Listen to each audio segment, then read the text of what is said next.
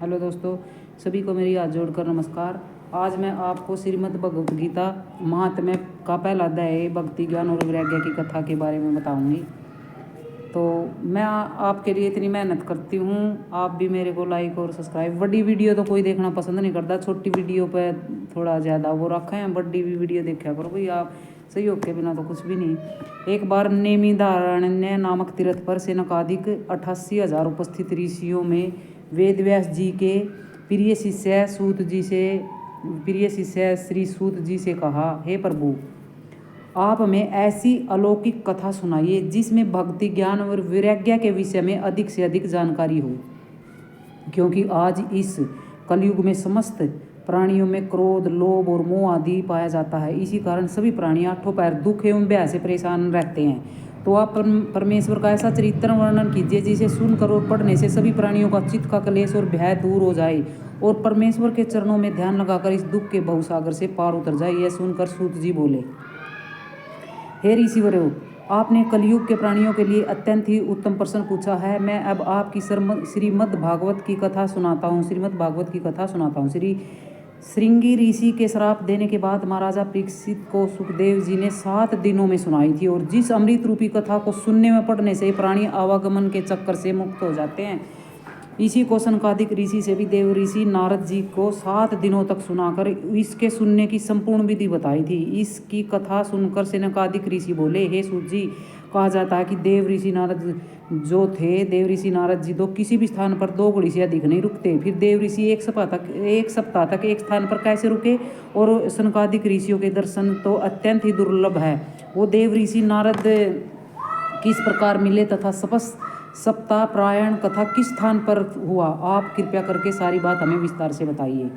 ये सुनकर सूत जी बोले कि एक बार सनक, सनंद, सनातन और सनंत कुमार चारों भाई घूमते घूमते बद्री का आश्रम पहुँचे। वहाँ पहुँचकर उन्होंने देव ऋषि नारद को उदास बैठे देखा। तो देव ऋषि नारद को इस तरह उदास बैठे देख सनकादिक ऋषि बोले, हे नारद जी, क्या बात है, आप उदास क्यों बैठे? देव ऋषि नारद चारों ऋषि मुनियों को हाथ जोड़कर प्रणाम कर बड़े शांत भाव से बोले, हे मुनीश्वरों, आप लोग ध्यान से मेरी बात सुनो। मैं आपको अपने उदास होने का कारण बताता हूँ। मैं काशी गया, गोदावरी, जगन्नाथ और ऋषिकेश आदि सब पवित्र स्थानों पर मैं घूमा, लेकिन मैं यह देखकर दुखी हो गया कि वहाँ पर सभी प्राणी मोह के जाल में इस प्रकार फंसे हुए हैं कि उनको यह रूप देखकर सत्य, दया, धर्म तो भयभीत होकर वहाँ से दूर हो गए, तथा क्रोध, मोह और मद लोभ आदि के विषय में तो पूछिए मत, क्योंकि उनकी तो बहुत मौज है। तथा कलेश अपनी समस्त सेना के साथ प्राणियों को भयभीत करता हुआ मस्ती में राज्य कर रहा है। समस्त प्राणी आठों पैर अपने व अपने परिवार का ही भरण पोषण के लिए चिंतित रहते हैं। छल, झूठ, कपट के सारे जीवन यापन करते हैं। माता पिता तथा गुरु की आज्ञा न मानकर स्त्री, सास, ससुर व साले के कई अनुसार कार्य करते हैं, और धन के लालच में पड़कर अपनी पुत्री का नीच कुल में बूढ़े व्यक्तियों से विवाह कर देते हैं। एवं सब स्थानों पर ब्राह्मण, क्षत्रिय, वैश्य, शूद्र एवं श्लेष आदि सभी अपने धर्म कर्म का सही ढंग से पालन नहीं करते। जब मैं भ्रमण करता हुआ मथुरा में यमुना नदी के किनारे पहुंचा तो मैंने वहां पर एक आश्चर्यजनक नज़ारा देखा। एक युवा स्त्री 2 बेहोश मूर्छित पड़े हुए 2 वृद्ध व्यक्तियों के समीप बैठी सहायता के लिए जोर जोर से रो रही थी। अचानक उस स्त्री की नज़र जैसे ही मुझ पर पड़ी, वह खड़ी होकर बोली, महाराज, मेरे अहोभाग्य जो मुझे आपके दर्शन हुए, कृपया करके आप मेरे दुख भरी कथा सुन लीजिए। उस स्त्री की बात सुनकर मैंने उनसे पूछा, तुम कौन हो और यह मूर्छित 2 वृद्ध व्यक्ति कौन है? मेरी बातें सुनते हुए स्त्री बोली, मैं भक्ति हूँ और ये दोनों मेरे पुत्र हैं। इनका नाम है ज्ञान और वैराग्य, और जो 4 स्त्रियां बैठी हुई है ये है गंगा, जमुना आदि नदियाँ। ये सभी रूप धर कर मेरी सेवा करने यहाँ मेरे पास आई हुई है। वैसे तो मैं द्राविड़ देश में पैदा हुआ, फिर भी कर्नाटक देश में युवा होकर कुछ समय तक दक्षिण देश में रहा, पुनः गुजरात में जाकर वृद्ध हो गई, लेकिन वृंदावन आकर मैं फिर से जवान होगी। लेकिन कलयुग के प्राणियों के अत्यंत महापापों के कारण मेरे दोनों पुत्र वृद्ध व निर्बल हो गए कि ये बोलना तो दुख दूर, आँख खोल कर भी नहीं देखते। अपने पुत्रों को अचेत और दुखी देखकर मैं युवा हूँ और मेरे दोनों पुत्र वृद्ध। जब इस जगत के लोग हमारी तरफ देखते हैं तो दुख व शर्म के मारे मेरे दिल में टीस सी हो उठती है।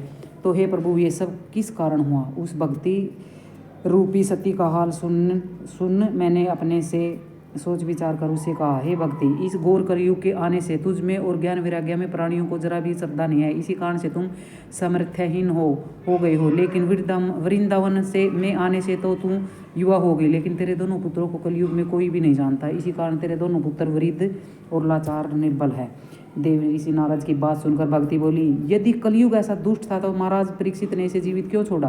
क्योंकि इस पर दया भाव करने से समस्त प्राणियों का धर्म एवं कर्म जाता रहा, इसलिए इसको अवश्य मृत्युदंड देना चाहिए। भक्ति की बात सुनकर देव ऋषि नारद जी बोले कि इस कलयुग में अवगुण होते हुए भी एक विशेष गुण यह है कि दूसरे युगों में सैकड़ों वर्षों तक जप तप यज्ञ दान और धर्म करने से व्यक्ति को प्रभु के सरलता से दर्शन होते थे। लेकिन इस कलयुग में सच्चे मन से प्रभु का स्मरण मात्र करने से प्रभु प्रसन्न होकर शीघ्र ही भक्तों को अपने दर्शन देते हैं। लेकिन कलयुग के प्राणियों से यह सरल उपाय भी नहीं किया जाता।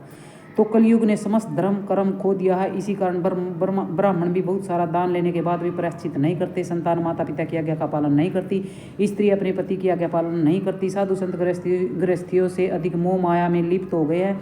बहुधा समस्त प्राणियों में सत्य धर्म भाव न होकर काम क्रोध अहंकार तथा पाप बहुत अधिक बढ़ गया है। समस्त प्राणियों का कर्तव्य है कि वे सदैव सत्य एवं संतोष के साथ अपने धर्म और कर्म में मगन रहे और प्रभु का भजन और स्मरण करते तथा सदैव सब पर दया भाव रखे। देव ऋषि नारद की बात सुनकर भक्ति बोली, हे मुनि, आप महान हो और मेरे अहोभाग्य जो आपके दर्शन हुए तथा आप में सब दुख व कष्ट दूर करने की सामर्थ्य है। मैं आपको दंडवत करके आपसे विनती करती हूँ कि आप कोई ऐसा सरल उपाय कीजिए जिससे मेरे दोनों पुत्र युवा हो जाए और मेरे दुख दूर हो जाए। सभी को नमस्कार। मैं आगे भी इसका दूसरा अध्याय है उसके बारे में बताऊंगी। देव ऋषि नारद जी को जो भक्ति बोध करवाना था उसके दुख छुटाने के लिए उपाय भी बताया है। मैं उसको दूसरी उसमें आपको बताऊंगी। धन्यवाद।